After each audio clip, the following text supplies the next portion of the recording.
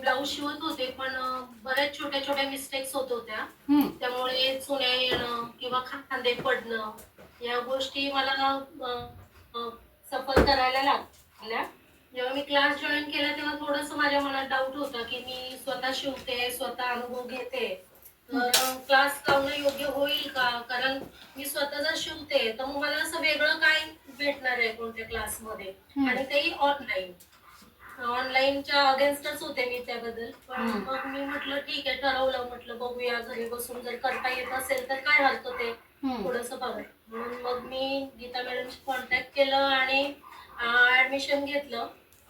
पहिल्या दिवसापासूनच मला जो फरक जाणवला तो आश्चर्यकारक होता. कारण पहिल्या दिवशीच मॅडमने जरा घ्यायला सुरुवात केली की खांदे का उतरतात आणि त्याच्यासाठी आपण कसे हे करायचंय, खांद्याचे उतार कसे द्यायचे किंवा त्याच्यातून किती कमी करायचे, स्टेप बाय स्टेप जेव्हा त्या सांगत गेल्या तेव्हा मला त्या छोट्या छोट्या ज्या मिस्टेक्स होत्या त्या लक्षात आले आणि मी त्याप्रमाणे ब्लाऊज शिवूनही पाहिला नंतर.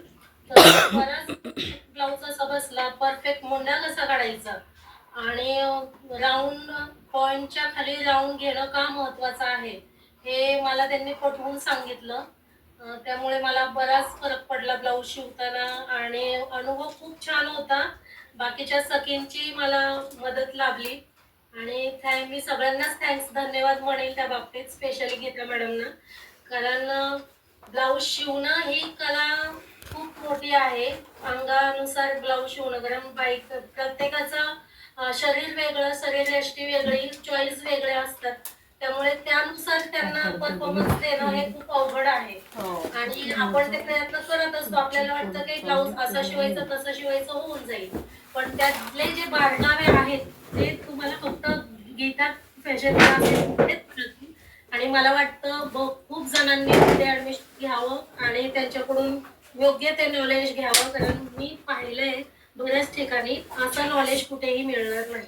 त्यामुळे खरंच मी त्यांचे धन्यवाद मानेन आणि तुम्हाला सजेस्ट करेल की सगळ्यांनी तिथे ऍडमिशन घ्यावं. धन्यवाद धन्यवाद शोभाताई, खूप छान बोलल्या क्लास बद्दल, माझ्याबद्दल, त्याबद्दल धन्यवाद.